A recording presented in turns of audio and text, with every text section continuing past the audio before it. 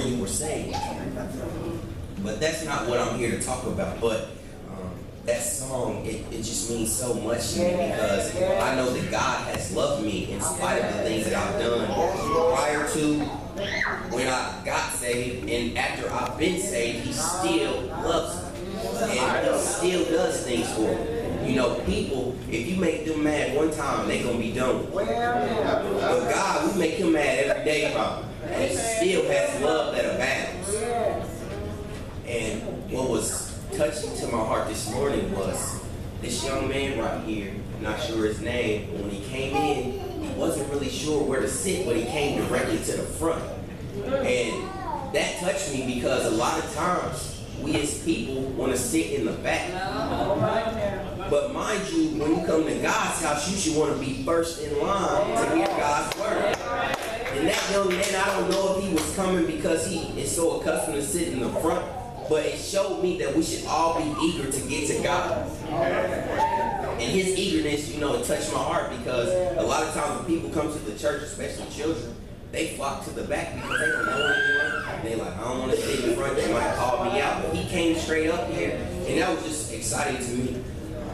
But I'm going to get to the message. I want to share a poem with you that I learned when I was in college, and I still know it. Just bear with me. Out of the night that covers me, black as the pit from pole to pole. I thank whatever gods may be for my uncomfortable soul. In the veil clutch of circumstance, I have not winced nor cried aloud. Under the bludgeonings of chance, my head is bloody but unbowed. Beyond this place of wrath and tears looms but the horror of the shade. And yet the minutes of the years shall find me unafraid. It matters not how straight the gate, how charged with punishment the scroll. I'm the master of my fate, I'm the captain of my soul. That's by William Ernest Hensley. He was actually going through so much at the time when he wrote it. He was actually had polio, and he was writing it. He was on his deathbed when he wrote it. And so he was saying he was going through so much, he was still going to get through it. And we are living in an age where we think that we can do everything that we set our minds to do. But mind you, God does everything for us. He allows us to do it. But we get in a trap that thinking, oh, I'm self-made, I can do everything on my own. We would all like to think that, you know, we can put our boots on and pull our bootstraps up and do everything on our own. We like the idea of saying we are in charge of our lives. And I would ask the ushers if they would be able to gather in their portion. They've done a great job. I know how it is to stand there and be up on your feet, especially women. I don't know about the heel part, but I know about standing for a while. And also, there's another fable that you learn when you were young. I'm not sure if you guys are familiar with Aesop. One of his fables, there's a man walking down the street. Well, he's riding on a donkey going down the street, and he sees a bird, a sparrow to be exact, laying on the ground with his legs up. So he sees the sparrow, and he starts going, and he stops. And he goes up to the sparrow, and he sees him, and he says, "What are you doing?" Because he was laying on his back, he had his feet up in the air. The sparrow said, "Well, I heard a rumor that the sky was falling, so I'm putting my legs in the air to catch it." And so the man looked at the sparrow and said, "With those scrawny legs, what do you think you're going to be able to do?" And the sparrow replied confidently and said, "One does the best he can." We are just like the sparrow. We might try to do our best, but our best is never good enough. Our most noble efforts seem like they just don't cut it, because when you think about the whole picture and the whole scheme of things, the small things that we do may not even put a dent in anything. The issue here is not about the falling sky, but the falling of God's judgment. A man's natural response is not to lift our hands when we think of God's judgment, but it's to lift up our good deeds, to show God, I've been doing this, I've been doing that. But we don't lift our hands up in worship. We must understand that your good deeds don't matter, because it is not because of your good deeds that you're able to go to heaven. It's because of God's grace. And mind you, it's a free gift. So actually, anything free you didn't have to do to get it. So mind you of that, and that's why I titled the message, Salvation, the grace of many because of the work of one. And you know, our pastor has been teaching us on stewardship, And we must remember that salvation is the key to understanding why you should be a student. All right. If you miss that salvation piece, then you're not going to understand nothing that he's been talking about before. That's right. You're going to think he up here talking about money the whole time, and you're going to leave thinking that this man always talking about money. You came twice and heard him talk about stewardship, and you somehow say that's a synonym for money. But I'm going to go as Jordan already read, but I want to focus on Ephesians 2:8-10. It's pretty popular amongst our Christian culture. For by grace you have been saved through faith, and that not of yourselves. It is the gift of God, Yes. not as a result of works, so that no man may boast. Yes. For we are his workmanship, created in Christ Jesus for good works, which God prepared beforehand that we should walk in them. I want to, break down that verse by verse, as some scholars or some great people, and Jordan even calls it exegesis of the text. It's not a made-up word; it's a real word. So don't think Jordan's up here trying to put $1,000 words on y'all. It's a real word. It's actually good to do that, because a lot of times we just read the text and say that we read the Bible, and actually need to go verse by verse and understand what's going on before, there, and after.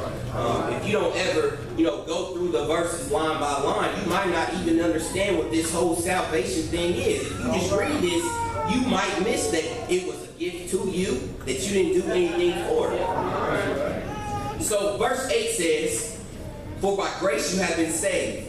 The word grace is translated from the Greek word charis. It is related to the word charisma, which we get the word charismatic. Grace describes the which is freely given. It is not earned or deserved.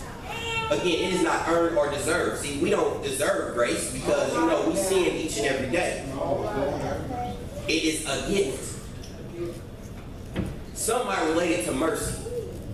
Okay, well, what I see mercy as, you was doing 50 and a 30 and the policeman decided not to give you a ticket. Grace would be you doing 50 and a 30, that same police officer decides not to give you a ticket and also invite you to his house to have dinner. That would be grace. You have been saved by grace, even though you do not deserve to be saved. Because you cannot earn this thing called salvation. And I'm going to tell you a lot that it is free. Yes. I don't want y'all to miss that it's a free thing.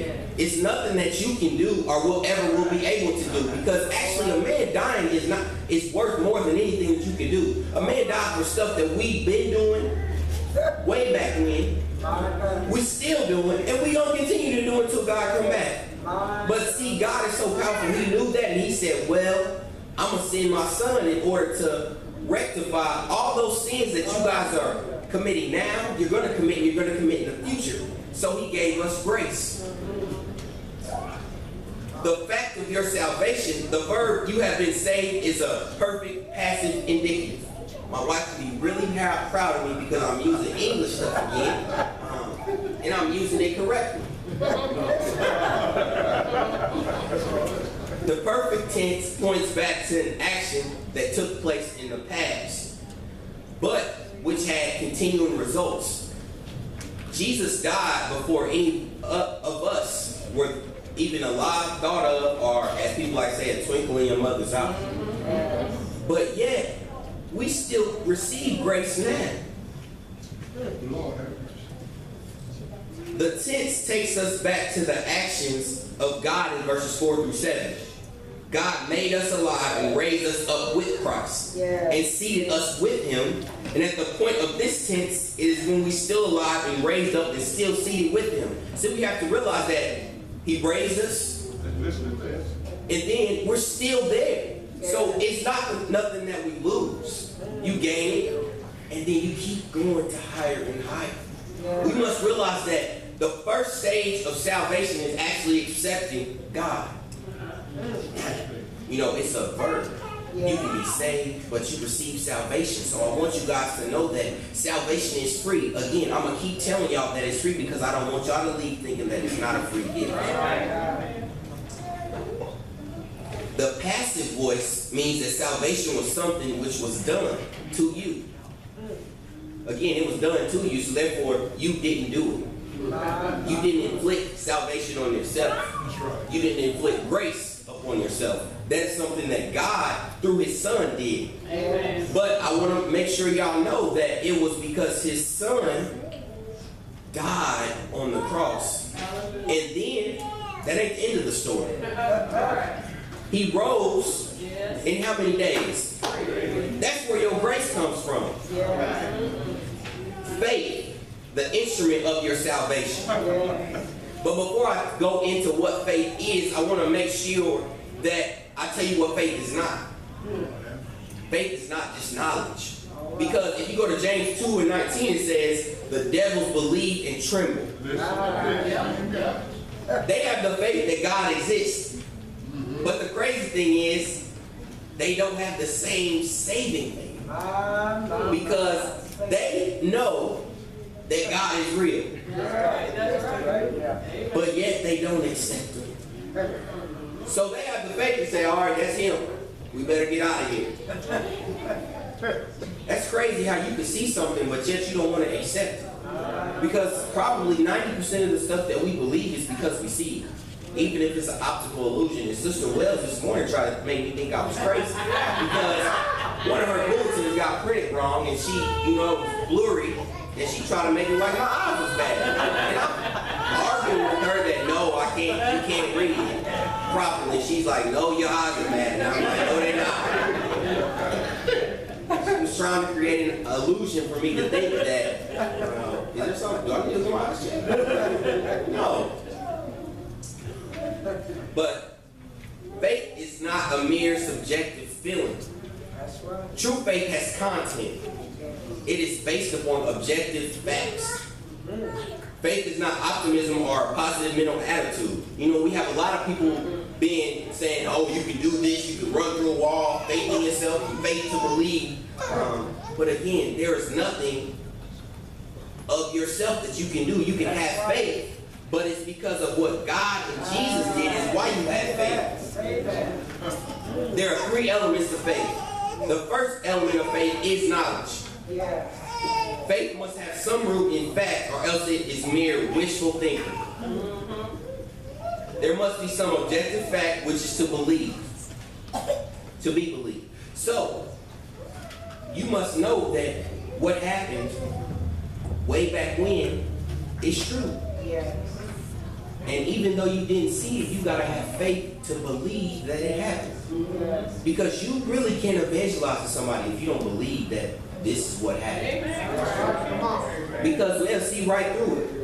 Because even a person that doesn't know God can see when you don't know what you're talking about either. I'm not saying you got to be a super saint and know the Bible back and forth, left and right. You will. I hope you aspire to do that. But if you don't know it at all, somebody can read right through it. Especially somebody that's already slick themselves. They know when somebody's lying because they lie real well and they can figure out a lie in a minute. Our faith is not in faith. There is an objective to our faith. The objective of our faith is Jesus Christ. We must believe that he died for us, he was buried, and he rose again. And we believe that his death, burial, and resurrection had a result of purchasing our salvation. If we don't know that, we need to start back over with learning about this salvation thing. Because in order to be able to have faith, it starts with Jesus Christ. It starts with his grace. And the faith that you have is believing that his grace abounds. It takes over the sins that we have and able to wash away those sins. Now, your faith is going to help you get through the times when it's tough. Because what I want you guys to understand is that when you have faith, you understand that the scars that you had before are actually examples of how you don't want to do now. So when you have that faith in God, you know that God is going to help you break away from those scars that you had before. But those scars are necessary for your growth. Just like, we're going to get back to doubting Thomas. Just like those scars that Jesus had, it was necessary for those disciples to believe. Because Thomas was one of those, and I don't want to call him, but I'm going to say it, a doubting Thomas. When they said, Thomas, he came back, he's here, he's alive, he was like, y'all are crazy. We need to get back to our regular jobs and do what we was doing before because he's gone. So Jesus, what did he do? He came back and his presence wasn't enough for Thomas. To see him, it wasn't enough. He said, I need to see them scars. I need to see what's going on your body to understand if this is really you. And that's just like us. Those scars, when we go through something, the tests and trials that we go through are helping us understand our faith. Because if you didn't ever go through anything, you wouldn't believe in this whole thing called Jesus Christ because you would say, well, I don't even need him. Because I've been all right my whole life. But I'm going to let you know right now, all right people still going to hell. The second element of faith is appropriation. Knowing that Christ died is a mere knowledge of a historical event. Even historians will acknowledge that Jesus was alive when he died. Salvation, this is key. Salvation requires that you know he died for me. See, historians will tell you that, yeah, Jesus was here. Yeah, he walked around. Yeah, he died. They will say that because every person that is born will eventually die. So they're going to acknowledge that because it's facts. But the fact that he died for you, they're not going to acknowledge that. So salvation is what allows you to acknowledge that Jesus died for my sins and your sins. But you take ownership in it. Just like when you were a child, you say, this is my dad, this is my mom, this is my father who saved me. I will tell you about him so he can save you. The third element of faith is commitment. This is where I accept him as my Lord and Savior. It involves casting myself unto Christ, resting on his promises, and joining his forever family. You know, people walk around saying they don't have any family. They obviously don't know Christ. And they obviously don't know any other believers in their life. Because if you know one believer and you are a believer, you got a family. Because you got a father and a mother. Maybe one person, but you got both in Jesus Christ. So, yeah, you may not have right here on this earth, father or mother. You might be raised in a single household, but you got one in heaven who's going to help you through everything. Never going to tell you, I can't help you. Might put you through a test and trial so you can get another scar, but he is going to help you get through it. True faith in Jesus means that we stake our lives on him. We commit ourselves to him as our only hope for salvation. We give ourselves totally to him. Last time I talked to y'all about sacrificing. Totally to him. Not giving partially to him. It is a commitment, a marriage to Jesus Christ. Mere knowledge is just like courting him. So you start to learn about him, you learn everything. But once you commit to him, that's when it starts. Because anybody can walk in somewhere, open up a Bible and start to read and gain knowledge. Say, well, this is Revelation, there's books in between, they got knowledge. But when you start to believe is when you get that thing called salvation. The gift of your salvation is the gift of God. We have already known that the Greek word grace and gift are related. But there's a different word for gift. The word is dorn. Dorn focuses on the fact that the gift has been given because it comes from the word didomi, which is to give. Charisma focuses on the graciousness of the gift. Dorn focuses on the giving of the gift. So you got charisma and dorn. So we're focusing on the grace of the gift and the giving of the gift. So therefore it was grace and then he gave it. So in order for him to give it, there had to be something to give.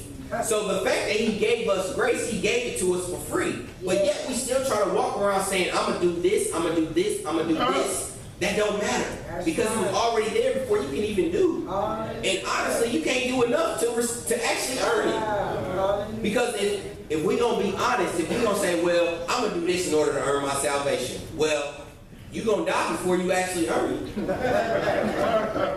that's just being honest because, again, a man died for what you are trying to earn. So you still living. So really, you're not equaling what he did. Because you're taking a man that didn't commit one sin, actually was always about his father's business. Always. Never was not about it. And we take time and say, well, I got these things to do, God, so I'm going to get to that, but I got to go do this first, and then I'm going to go ahead and give you some time.